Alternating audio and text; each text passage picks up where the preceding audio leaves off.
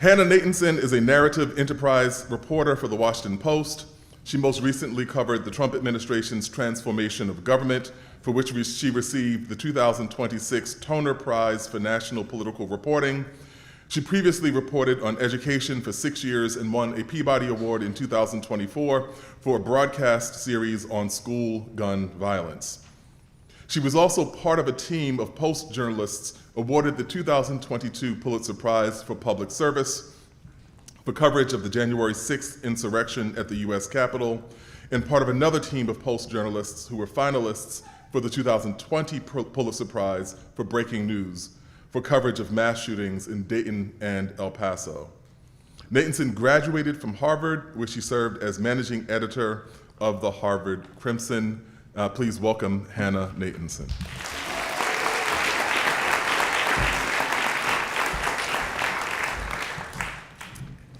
Thank you for having me here today.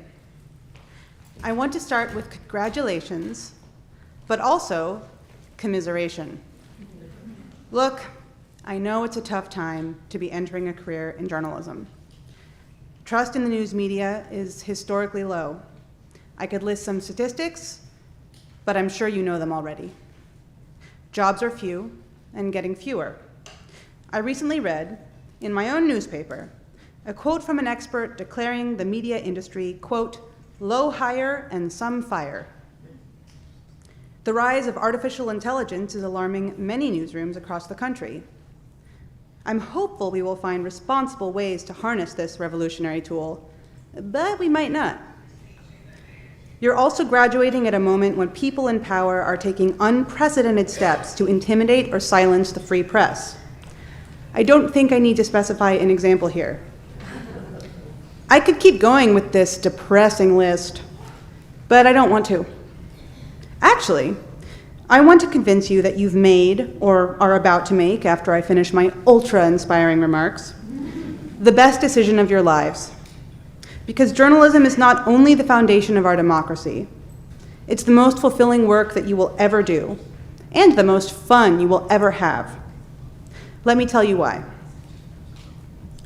Growing up, I always heard my father say he never worked a day in his life.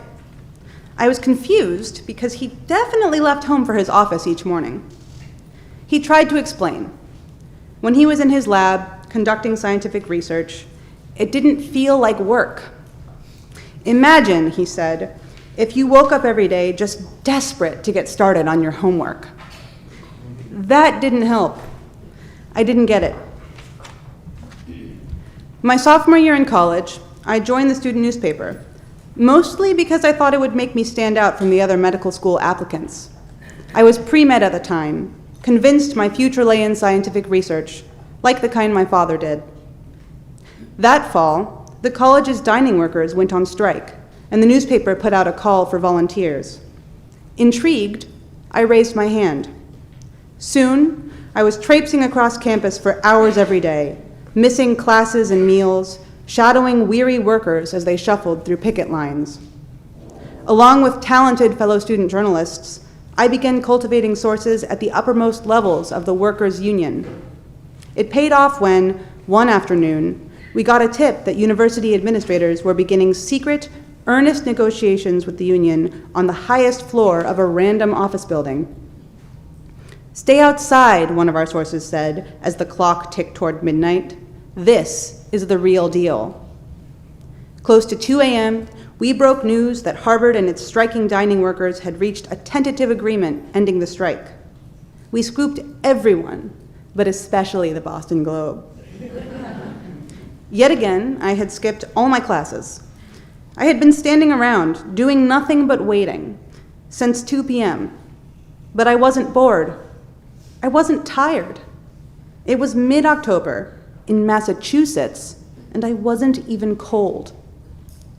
Walking home from the newspaper's building to my dorm early that morning, I remembered my father's words.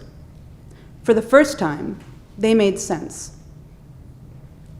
My junior year summer, I was accepted as an intern on the Metro desk at the Washington Post. A colleague passed on a tip about the world's first online-only church for video gamers. Soon, I was driving hours into remote Virginia, where I crouched like a pretzel on the floor of the pastor's gaming room/pulpit. For hours, I listened while he talked to his Twitch followers about God and how you can see his standards reflected in the game Old School RuneScape. My knees fell asleep. I was riveted. That summer and the next, still an intern, I got to interview Jane Fonda as she walked out of the DC jail where she'd just spent the night, arrested for protesting climate change. I broke the news that Vice President Aaron Burr had a secret family of color, and I questioned his black descendants as they gathered in a Philadelphia cemetery. After getting a totally bizarre tip, I wrote a viral story about a Virginia man who left old television sets outside 50 homes overnight while wearing a TV on his own head. To this day, no one knows why. After graduation, I was hired to cover education for the Post, first in Virginia and later nationally. That job found me driving to meet a 92-year-old black woman who had taught in Loudoun County schools during the Jim Crow era. When her 2-room schoolhouse ran out of fuel, she wrote the white superintendent to ask for more coal in a letter of breathless staring. "All we have left is dirt," she wrote, "and that doesn't half burn." She still lived in the same rickety house down the road from the schoolroom where she taught. She still had all her old school materials, including that letter to the superintendent. When she pulled out the photos and papers and handed them to me, I couldn't breathe. Later, as the education culture wars took off, I flew to Seattle to try to understand why left-leaning, socially progressive teachers had banded together to ban a book. I wrote about a Virginia parent who read and challenged one school book a week. I traveled to South Carolina to watch as a teacher reported by her own students for a lesson on race, weighed whether she could trust her classroom again. And I drove to Tennessee to meet a white teacher who'd been fired for telling his students that white privilege is a fact. He was appealing his firing and awaiting a judge's verdict. I was standing in his kitchen when his lawyer called to say he'd lost the appeal. I watched him cry. I opened my notebook. When the second Trump administration began, I was still an education reporter. We were all hearing rumors about how Trump wanted to shut down the education department. After consulting with a colleague, veteran federal affairs reporter Lisa Ryan, I decided to post my contact information on Reddit, in a popular forum for federal employees.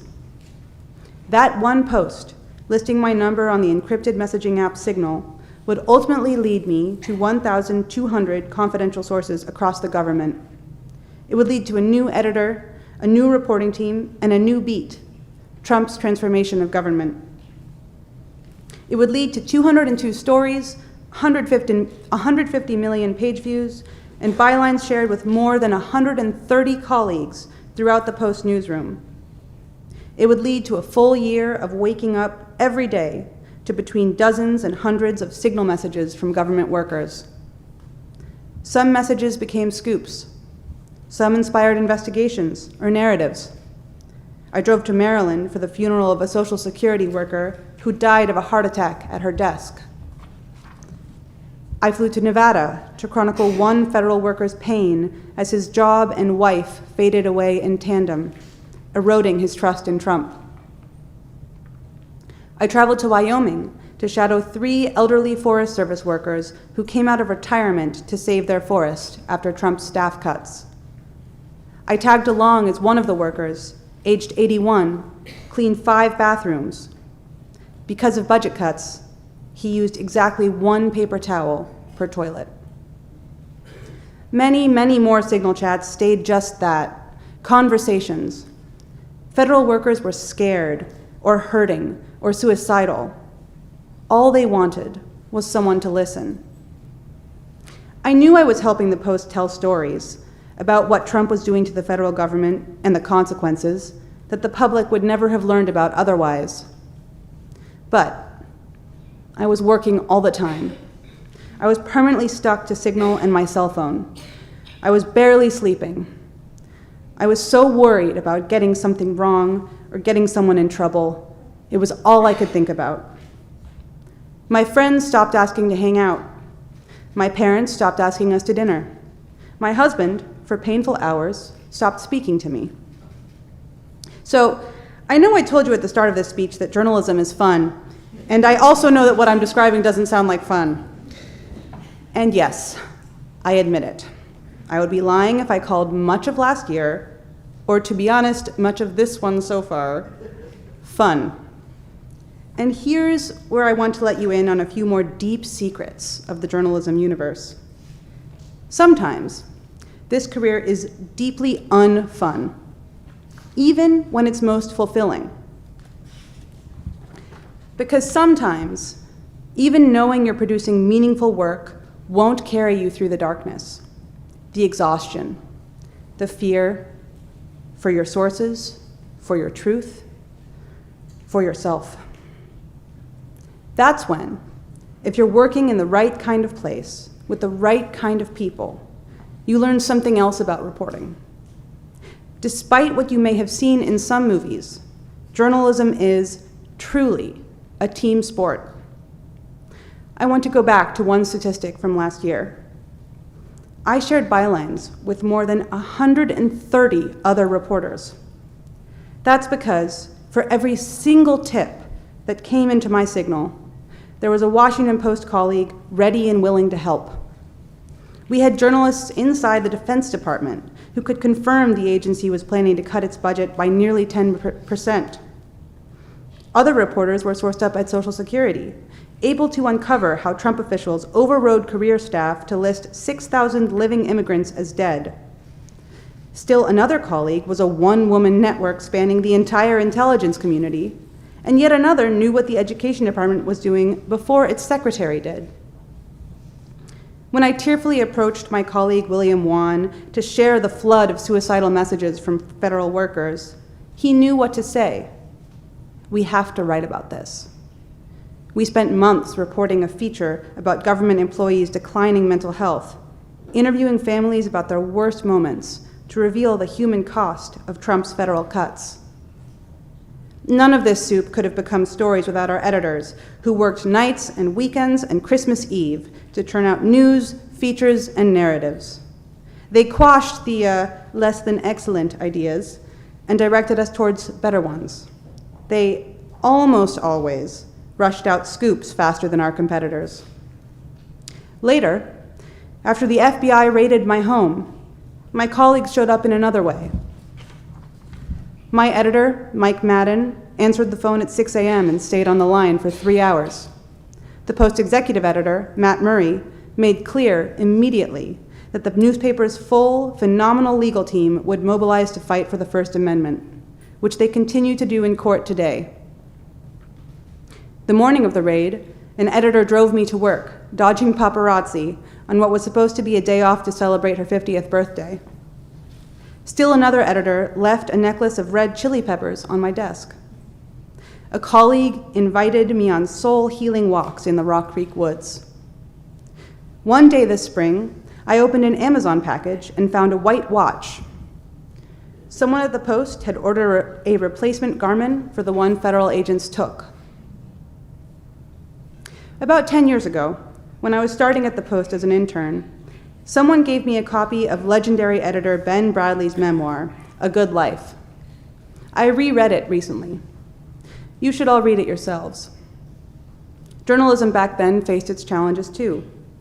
They're different from what you're graduating into, but in some ways they felt just as existential. Bradlee doesn't sugarcoat the situation, but he doesn't despair either.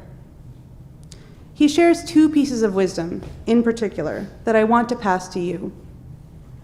First, he describes the moment after the Post won the 1973 Pulitzer for Public Service for its Watergate coverage.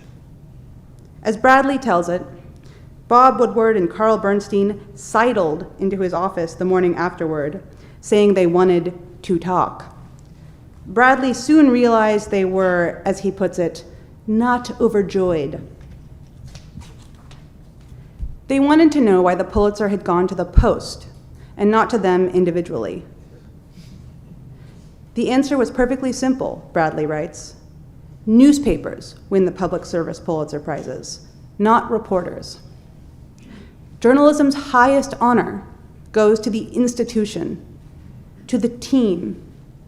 It is a recognition, then, now, and always, that our work is done best, in its highest form, when we do it together. After canvassing one of the highest moments in Post history, Bradley moves on to review one of the lowest, the saga of Janet Cook, who fabricated a story about a heroin-addicted 8-year-old. Cook's lies and the fallout forced Bradley to reevaluate what he thought he knew about how to run a newspaper. Bradley spends several pages listing lessons learned.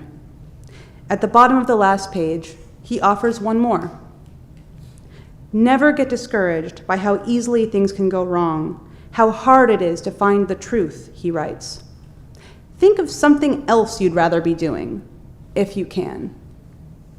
I can't. I never will, and I promise you won't be able to either. Thank you.